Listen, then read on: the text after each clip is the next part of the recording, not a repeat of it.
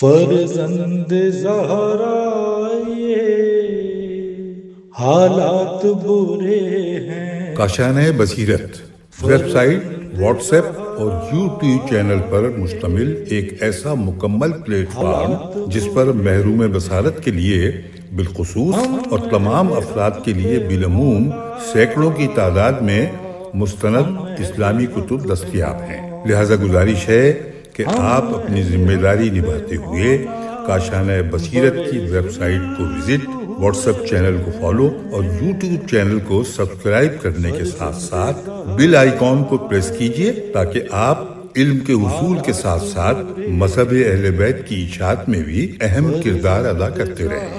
کاشانۂ بصیرت حالات برے ہیں۔ کاشانۂ بصیرت کے تمام سامعین کو میرا سلام۔ ہم اور آپ مل کے پڑھ رہے ہیں میزان الحکمت کی جلد چہارم۔ صفحہ نمبر جس پہ ہم پہنچ گئے تھے وہ ہے 187 اور جو باب ہے وہ ہے 1470۔ تو بغیر کسی تاخیر کے ہم اس کو پڑھنا شروع کرتے ہیں۔ عنوان ہے رعایات سے متعلق حدیثوں میں ابہام۔ حدیث نمبر ہے 7090۔ جس چیز کو اللہ نے مبہم رکھا ہے تم بھی اسے مبہم ہی رکھو۔ بحار الانوار جلد 2 صفحہ نمبر 272۔ حضرت علی علیہ السلام۔ حدیث 7091۔ علقمہ بن قیس سے روایت ہے کہ وہ کہتے ہیں کہ میں نے حضرت علی کو منبر کوفہ پر یہ فرماتے سنا ہے۔ حضرت رسول صلی اللہ علیہ وآلہ وسلم سے میں نے سنا ہے کہ حضرت صلی اللہ علیہ وآلہ وسلم نے فرمایا، زانی مومن ہونے کی حالت میں زنا نہیں کرتا۔ راوی نے کہا، یا امیر المومنین، جو زنا کرے کیا وہ کافر ہو جاتا ہے؟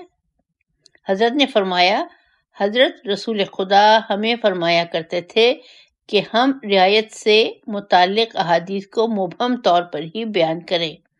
زانی اس ایمان و عقیدے کے ساتھ زنا نہیں کرتا کہ یہ اس کے لیے حلال ہے، اور جو شخص اس عقیدے کے ساتھ زنا کرے کہ وہ اس کے لیے حلال ہے تو وہ کافر ہو جائے گا۔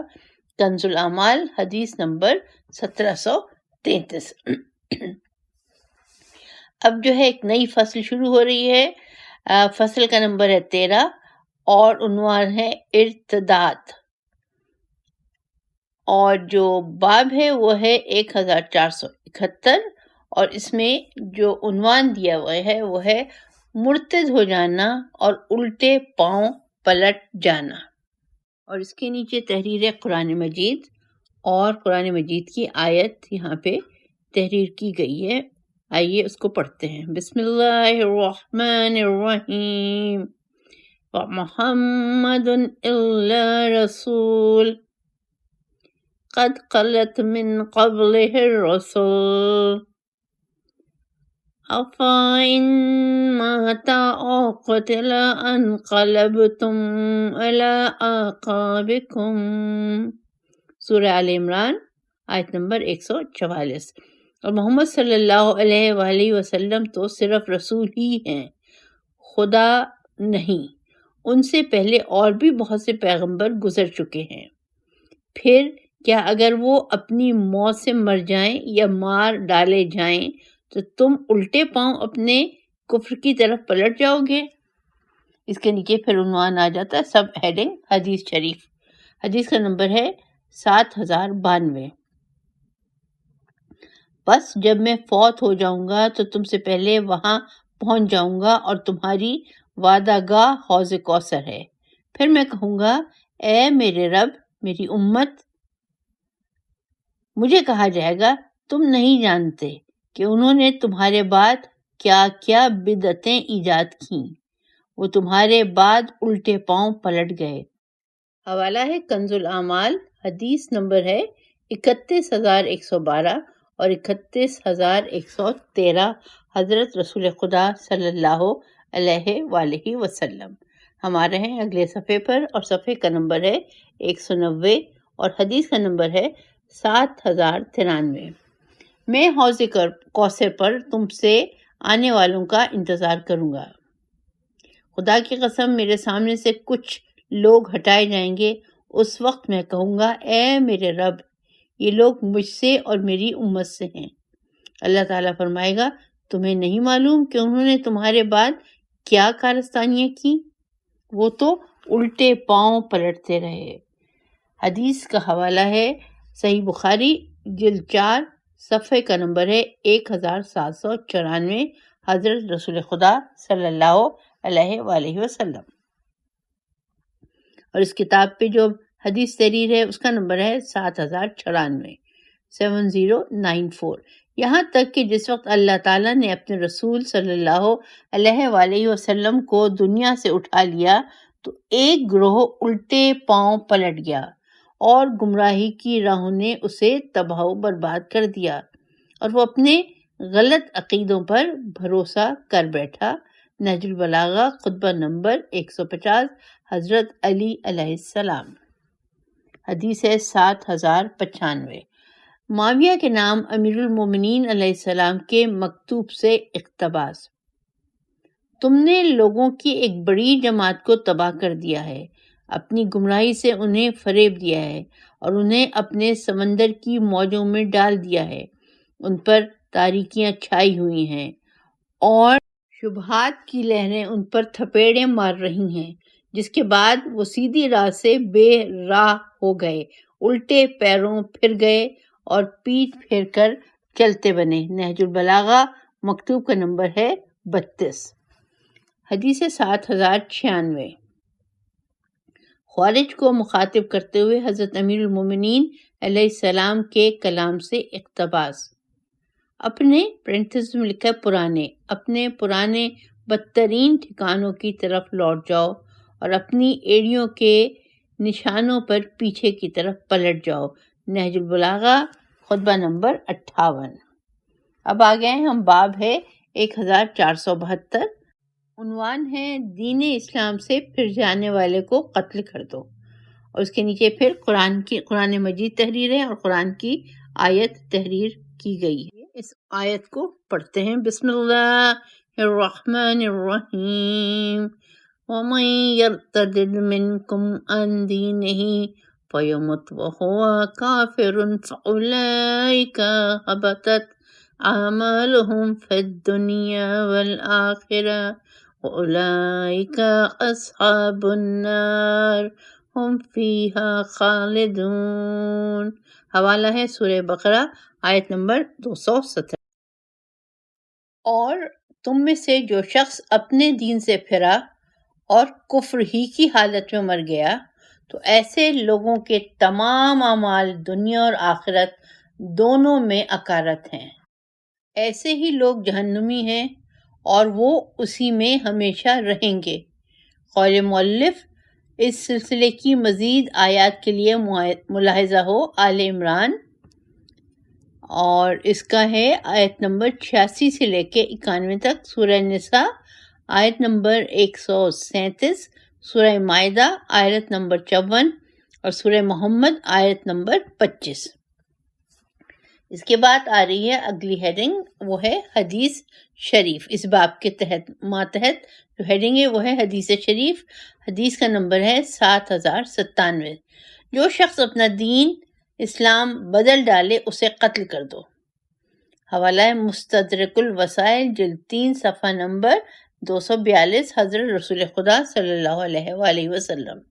حدیث 7098۔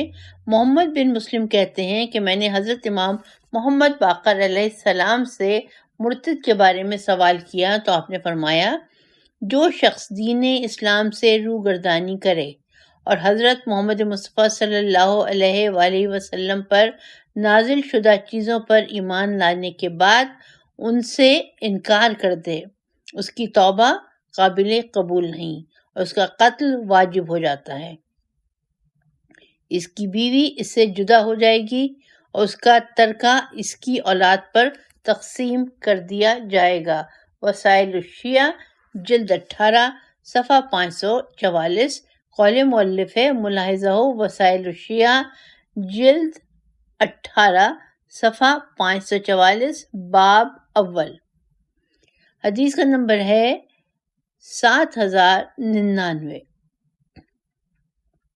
حضرت امیر المومنین علیہ السلام کے ایک عامل نے آپ کی خدمت میں تحریر کیا کہ مجھے مسلمانوں سے کچھ زندیق مرتد ملے ہیں، اور ہم اگلے صفحے پہ جا رہے ہیں، اور نصارہ سے بھی کچھ زندیق ملے ہیں، ان کے بارے میں کس قسم کا سلوک کرنے کا حکم ہے؟ امیر المومنین علیہ السلام نے اسے لکھا، مسلمانوں سے جو لوگ مرتد فطری ہو گئے ہیں ان کی گردنیں اڑا دو، ان سے توبہ کا مطالبہ بھی نہ کرو۔ جو مرتد فطری نہیں ہیں بلکہ ملی ہیں ان سے پہلے تو توبہ کا مطالبہ کرو، اگر توبہ کر لیں تو انہیں چھوڑ دو، ورنہ ان کی بھی گردنیں اڑا دو۔ رہے نصارہ تو انہیں کچھ مت کہو، وہ مرتدین سے بدتر ہیں۔ وسائل الشیعہ جلد 18 صفحہ نمبر 552۔ حدیث کا نمبر ہے 7100۔ ابی عثمان نہدی کہتے ہیں کہ حضرت علی علیہ السلام نے ایک شخص سے توبہ کرنے کا مطالبہ کیا جس نے مسلمان ہونے کے بعد کفر اختیار کر لیا تھا۔ 1 ماہ تک اس نے توبہ نہ کی، جس کی وجہ سے آپ نے اسے قتل کر دیا۔ کنز الاعمال حدیث نمبر 1474۔ اور ہم جو اس کتاب میں حدیث پڑھ رہے ہیں وہ اب آ گئی ہے 7101۔ حضرت امام جعفر صادق علیہ السلام اپنے آباء و اجداد کے وسیلے سے حضرت امیر المومنین علیہ السلام کے بارے میں روایت فرماتے ہیں کہ آپ کفار سے تو توبہ کا مطالبہ کرتے تھے، لیکن دین اسلام پر پیدا ہونے کے بعد کفر اختیار کرنے والے سے توبہ کا مطالبہ نہیں کرتے تھے، اور فرمایا کرتے تھے ہم توبہ کا مطالبہ صرف ان لوگوں سے کرتے ہیں جو پہلے کافر ہو اور پھر ہمارے دین میں داخل ہو کر مرتد ہو جائے، لیکن جس کی پیدائش ہی دین اسلام پر ہوئی ہو اور وہ بعد میں کافر ہو جائے، ہم اس سے توبہ کا مطالبہ نہیں کرتے۔ مستدرک الوسائل جلد 3 صفحہ نمبر 242۔ اگلی حدیث 7102۔ توبہ اس شخص سے کرائی جاتی ہے جو دین اسلام میں داخل ہو کر واپس پلٹ جائے، لیکن جس کی پیدائش ہی دین اسلام پر ہوئی ہو اور وہ بعد میں کافر ہو جائے تو ہم اس کو قتل کر دیتے ہیں، اس سے توبہ کا مطالبہ نہیں کرتے۔ مستدرک الوسائل جلد 2 صفحہ نمبر 242۔ حضرت علی علیہ السلام۔ حدیث 7103۔ اسلام سے پھر جانے والے شخص سے اس کی عورت جدا ہو جائے گی، اس کا ذبح کیا ہوا جانور حلال نہیں ہوگا، اور اس سے 3 دن کے عرصے میں توبہ قبول کی جائے گی۔ اگر اس دوران وہ توبہ کر لے تو بہتر، ورنہ چوتھے روز اسے قتل کر دیا جائے گا۔ مستدرک الوسائل جلد نمبر 3 صفحہ نمبر 243۔ حضرت علی علیہ السلام۔ اب ہم پہنچ گئے ہیں صفحہ نمبر 195 پر، اور اس میں جو باب ہے وہ ہے 1373، اور عنوان ہے جب مرتد توبہ کر لے، اور حدیث کا نمبر ہے 7104۔ جو شخص مومن ہوتا ہے اور اچھے کام کرتا ہے، پھر وہ فتنے میں مبتلا ہو جاتا ہے اور کفر کی راہ اختیار کر لیتا ہے، پھر کفر کے بعد توبہ کر لیتا ہے، تو ایمان کی حالت میں انجام دی ہوئی ہر چیز اس کے لیے لکھ دی جاتی ہے، جبکہ وہ کفر کے بعد توبہ کر لے تو کفر اس کی کسی چیز کو برباد نہیں کر سکتا۔ مستدرک الوسائل جلد 2 صفحہ نمبر 254۔ حدیث کا نمبر ہے 7105۔ جو شخص مومن ہوتا ہے، حج کرتا ہے اور اپنے ایمان کے عرصے میں نیک اعمال کرتا ہے، پھر وہ ایمان کے دوران فتنے میں مبتلا ہو جاتا ہے جس کی وجہ سے وہ کافر ہو جاتا ہے، پھر وہ کفر سے توبہ کر کے ایمان اختیار کر لیتا ہے، ایسے شخص کے بارے میں فرمایا کہ اس نے اپنے ایمان کے عرصے میں جو بھی نیک اعمال انجام دیے ہوئے ہیں وہ سب کے سب محفوظ رہیں گے اور ان میں سے کوئی چیز بھی ضائع نہ ہوگی۔ وسائل الشیعہ وسائل الشیعہ جلد 1 صفحہ نمبر 96۔ امام محمد باقر علیہ السلام۔ اس کے بعد قول مؤلف تحریر ہے ملاحظہ ہو وسائل الشیعہ جلد 1 صفحہ نمبر 96 اور باب نمبر 30۔ اس کے بعد آ جاتا ہے ہماری اس میزان الحکمت کا اگلا باب جس کا نمبر ہے 1474 اور اس کا عنوان ہے جو باتیں کافر اور مرتد ہو جانے کا موجب بنتی ہیں، اور اس کے نیچے جو حدیث تحریر ہے اس کا نمبر ہے 7106۔ جو شخص اللہ کو مخلوق کے مشابہ قرار دے وہ مشرک ہے، اور جو اس کی طرف ایسی چیز کی نسبت دے جس سے اس کو روکا گیا ہے وہ کافر ہے۔ وسائل الشیعہ جلد 18 صفحہ نمبر 557، امام رضا علیہ السلام۔ حدیث ہے 7107۔ جو شخص خدا کو چہرے کے ساتھ موصوف کرے جس طرح دوسرے چہرے ہوتے ہیں تو وہ کافر ہو جاتا ہے۔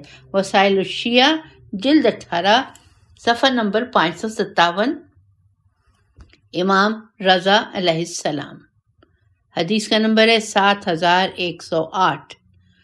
جبر کا قائل کافر اور تفویض کا قائل مشرک ہے۔ وسائل الشیعہ جلد 18 صفحہ نمبر 557۔ 7108 حدیث یہ ہم نے پڑھ لی۔ اگلی حدیث پہ آتے ہیں 7109۔ تناسخ اور بریکٹ میں لکھا ہوا ہے آواگون کا قائل خداوند عظیم۔ اگلے صفحے پہ آ رہے ہیں ہم، صفحہ نمبر ہو گیا ہے 197۔ خداوند عظیم کے ساتھ کفر کرنے والا ہے اور جنت جہنم کو جھٹلانے والا ہوتا ہے۔ وسائل الشیعہ جلد 18 صفحہ نمبر 558۔ حدیث 7110۔ جو شخص امامت کا دعویٰ کرے اور اس کا اہل نہ ہو وہ کافر ہے۔ وسائل الشیعہ جلد 18 صفحہ نمبر 560، امام جعفر صادق علیہ السلام۔ 7111 حدیث کا نمبر جو شخص اللہ اور اس کے رسول کے بارے میں شک کرے وہ کافر ہے۔ وسائل الشیعہ جلد 18 صفحہ نمبر 521۔ حدیث 7112۔ ہم اہل بیت کی محبت ایمان اور ہم سے بغض کفر ہے۔ وسائل الشیعہ جلد 18 صفحہ نمبر 561۔ امام محمد باقر علیہ السلام۔ حدیث کا نمبر ہے 7113۔ جو چیز اللہ تبارک و تعالیٰ کے نزدیک حتمی ہے اور اس میں کسی قسم کی تبدیلی رونما نہیں ہوگی وہ قائم آل محمد اجل اللہ تعالیٰ فرجک کا قیام ہے، اور جو شخص میری اس بات میں شک کرے وہ کفر کی حالت میں خدا سے ملاقات کرے گا، اس کے منکر کی حیثیت سے اس سے ملے گا۔ وسائل الشیعہ جلد 18 صفحہ نمبر 564، امام محمد باقر علیہ السلام۔ اور اس کے نیچے قول مؤلف تحریر ہے، اس کے آگے لکھا ہے ملاحظہ ہو وسائل الشیعہ جلد 18 صفحہ 557، باب 10۔ نیز انورٹڈ کامرس میں لکھا ہوا ہے رشوت، پھر لکھا ہوا ہے باب اور باب کے بعد ڈیش ہے، اور پھر انورٹڈ کامرس میں ہے رشوت کفر ہے۔ ہم چلتے ہیں اب اگلے صفحے پر، اور یہ جو اگلا صفحہ ہے اس میں نئی فصل شروع ہو رہی ہے۔ فصل کا نمبر ہے 14، عنوان ہے رزق، اور اس میں جو باب ہے وہ ہے 1475، اور عنوان ہے اللہ تعالیٰ ہی رزاق عالمین ہے۔ اور پھر اس کے نیچے قرآن مجید لکھا ہوا ہے، انڈرلائن ہوا اور اس کے نیچے آیت قرآنی ہے۔ تو آئیے اس کو پڑھتے ہیں۔ بسم اللہ الرحمن الرحیم۔ ان اللہ هو الرزاق ذو القوة المتین۔ سورہ زاریات آیت نمبر 58۔ یقیناً خداوند عالم ہی بڑا روزی دینے والا، قوی اور زبردست ہے۔ اور اس کے بعد احادیث شریف شروع ہوتی ہیں، انڈرلائن ہوا لکھا ہوا ہے حدیث شریف، اور اس میں جو حدیث تحریر ہے اس کا نمبر ہے 7114۔ وہی قدیم میں ہے کہ اللہ تعالیٰ فرماتا ہے، اے فرزند آدم، میں نے تجھے مٹی سے پیدا کیا ہے اور پھر نطفے سے، پس میں تجھے پیدا کرنے سے عاجز نہ آیا تو کیا تجھے بروقت صرف ایک روٹی دینے سے عاجز آ جاؤں گا؟ بحار الانوار جلد 103 صفحہ نمبر ہے 26۔ حدیث 7115۔ حضرت لقمان نے اپنے فرزند کو نصیحت کے طور پر فرمایا، اے فرزند، رزق کے بارے میں جس شخص کا یقین کوتا اور نیت کمزور ہو، اسے اس بات سے عبرت حاصل کرنا چاہیے کہ اللہ تعالیٰ نے اسے تخلیق کی 3 حالتوں سے گزارا ہے اور ہر حالت میں اسے روزی عطا فرمائی ہے، جبکہ کسی بھی حالت میں نہ تو وہ خود روزی کما سکتا تھا اور نہ ہی کسی اور بہانے سے اسے روزی مل سکتی تھی۔ پھر اسے چوتھی حالت میں بھی وہی روزی عطا فرمائے گا۔ پھر بریکٹ میں لکھا ہے جن 3 حالتوں میں اسے روزی دی ہے، وہ بریکٹ بند ہو جاتا ہے، اس کی ماں کے شکم میں، اس کی ماں کے دودھ سے اور والدین کی تگ و دو سے، یہاں تک کہ وہ بڑا ہو کر عقل مند ہو جاتا ہے اور اپنے لیے خود روزی کمانے لگتا ہے۔ پھر اس کا دل تنگ ہونے لگتا ہے، اپنے رب کے بارے میں بدگمانیاں کرنے لگتا ہے، اپنے مال میں واجب شدہ حقوق کا انکار کرتا ہے اور اپنے اہل و عیال پر خرچ کرنے میں بخل سے کام لیتا ہے، رزق کے کم ہو جانے کے خوف سے اور خداوند عالم کی ذات پر بے یقینی کی بنا پر۔ بحار الانوار جلد 71 صفحہ نمبر 136۔ حدیث ہے اب 7116۔ حضرت علی علیہ السلام اپنے ایک صحابی کی عیادت کو تشریف لے گئے۔ اس نے آپ سے اپنی بیٹیوں کے غم کی شکایت کی۔ آپ نے اسے خدا کی ذات پر حسن ظن رکھنے کی ہدایت کرتے ہوئے فرمایا، جس ذات سے تم نیکیوں کے 2 گنا ہونے اور برائیوں کے مٹا دینے کی امید رکھتے ہو، اپنی بیٹیوں کے حالات سنوارنے کی امید بھی اسی سے رکھو۔ اس کا حوالہ ہے بحار الانوار جلد کا نمبر ہے 5 صفحہ کا نمبر ہے 100 صفحے کا نمبر ہے 164، امام جعفر صادق علیہ السلام۔ ہم پہنچ گئے ہیں میزان الحکمت جلد 4 کے صفحہ نمبر 200 پہ، اور اس میں جو اب باب شروع ہو رہا ہے اس کا نمبر ہے 1476۔ عنوان ہے اللہ تعالیٰ ہی روزی کو فراخ اور تنگ کرتا ہے، اور اس کے نیچے پھر لکھا ہوا ہے قرآن مجید انڈر لائن ہو کے، اور اس کے نیچے قرآن مجید کی سورہ بنی اسرائیل کی آیت ہے، تو آئیں ہم اس کو مل کر پڑھتے ہیں۔ بسم اللہ الرحمن الرحیم۔ ان ربک یبسط الرزق لمن یشاء ویقدر انہ کان بعبادہ خبیرا بصیرا۔ سورہ بنی اسرائیل آیت نمبر 30۔ یقیناً تمہارا پروردگار جس کے لیے چاہتا ہے روزی کو فراخ کر دیتا ہے، اور جس کی چاہتا ہے روزی تنگ رکھتا ہے۔ اس میں کوئی شک نہیں کہ وہ اپنے بندوں سے باخبر اور ان کی دیکھ بھال رکھنے والا ہے۔ اس کے بعد ایک اور آیت تحریر ہے، آئیے اس کو پڑھتے ہیں۔ بسم اللہ الرحمن الرحیم۔ وَكَأَنَّ اللَّهَ يَبْسُطُ الرِّزْقَ لِمَن يَشَاءُ مِنْ عِبَادِهِ وَيَقْدِرُ لولا ان من اللہ علینا لخسف بنا۔ سورہ قصص آیت نمبر 82۔ معاذ اللہ، اللہ ہی ہے جو اپنے بندوں سے جس کی روزی چاہتا ہے کشادہ فرما دیتا ہے، اور جس کی روزی چاہتا ہے تنگ کر دیتا ہے۔ اگر اللہ ہم پر مہربانی نہ کرتا تو ہم کو بھی ضرور زمین میں دھنسا دیتا۔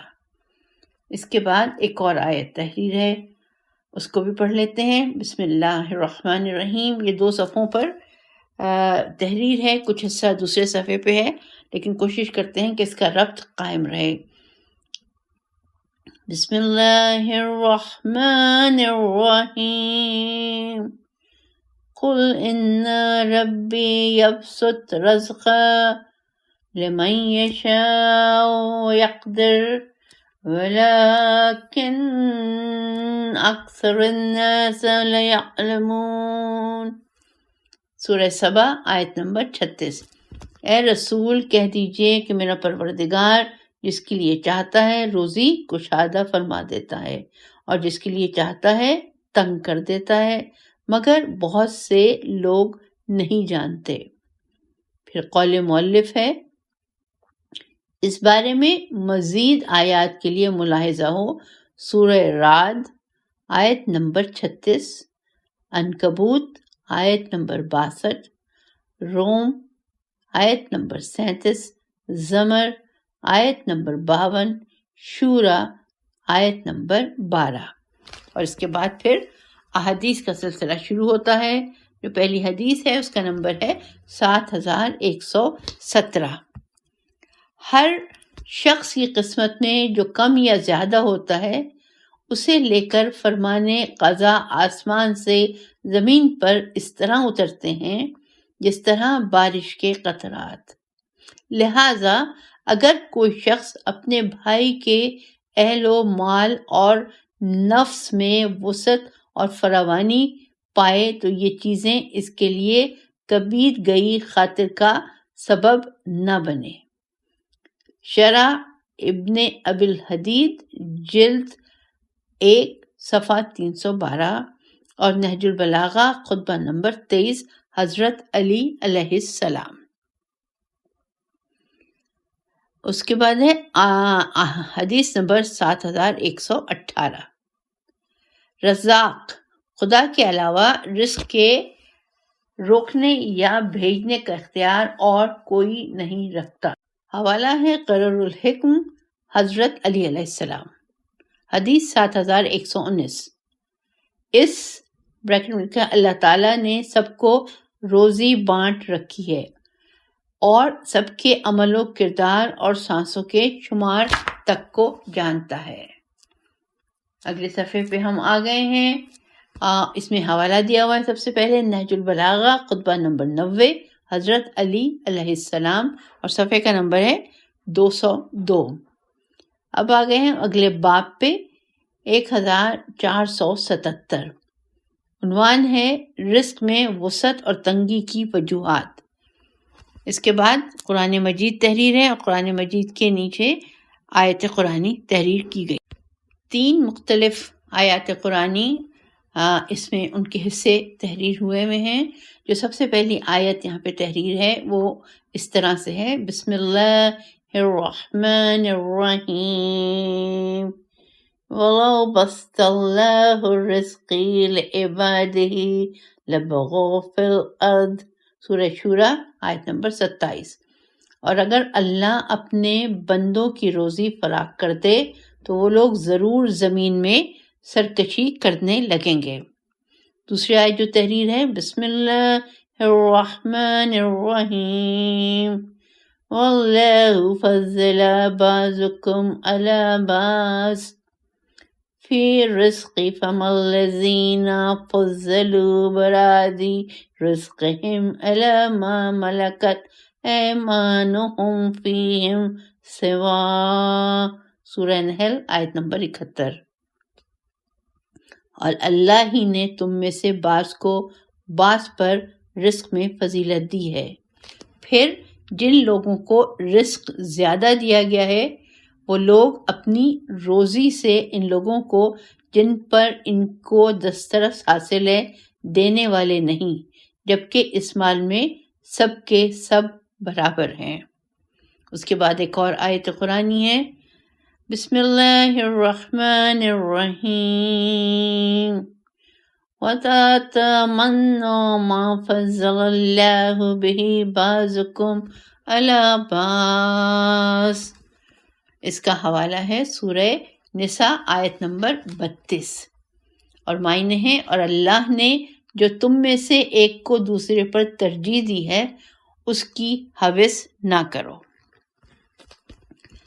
اس کے بعد احادیث کا سلسلہ شروع ہوتا ہے۔ 7120 حدیث کا نمبر۔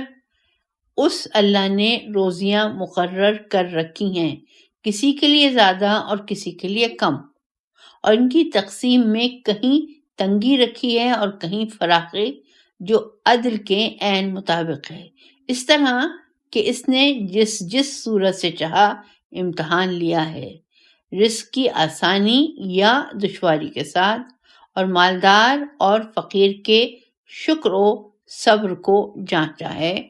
حوالہ ہے شرح ابن ابی الحدید جلد 7 صفحہ نمبر 21، اور نہج البلاغہ خطبہ نمبر 9 حضرت علی علیہ السلام۔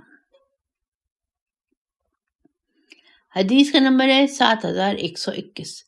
اللہ تعالیٰ کے اس فرمان وَاعْلَمُوا إِنَّمَا أَمْوَالُكُمْ وَأَوْلَادُكُمْ فِتْنَةٌ، اس بات کو جانے رکھو کہ تمہارا مال اور اولاد فتنہ ہے، کے بارے میں فرمایا کہ اس کی معنی ہے اللہ تعالیٰ لوگوں کو مال اور اولاد کے ذریعے آزماتا ہے تاکہ یہ ظاہر ہو جائے کہ کون اپنی روزی پر چیں بجی ہیں اور کون اپنی قسمت پر شاکر ہے۔ حوالہ نہج البلاغہ حکمت نمبر 93 حضرت علی علیہ السلام۔ اور پھر نیچے تحریر قول مؤلف، ملاحظہ ہو انورٹڈ کامز میں لکھا ہوا ہے بلا بے لام الف، پھر بریکٹ میں ہے آزمائش باب، اور اس کے بعد لکھا ہوا ہے انورٹڈ کامز میں آزمائش کی وجہ۔ اس کے ساتھ ہی ہم آج کی ریکارڈنگ کو مکمل کرتے ہیں۔ انشاءاللہ تعالی اگلی ریکارڈنگ میں پھر حاضر خدمت ہوں گے۔ صفحہ نمبر ہوگا 204، باب کا نمبر ہوگا 1478، اور عنوان ہے رزق کی ضمانت دی جا چکی ہے۔ انشاءاللہ اگلی ریکارڈنگ کو یہیں سے ابتدا کریں گے جو ہم نے آپ کو عنوان بتایا ہے۔ اس وقت تک کے لیے آپ سب سے اجازت چاہتی ہوں۔ فی امان اللہ۔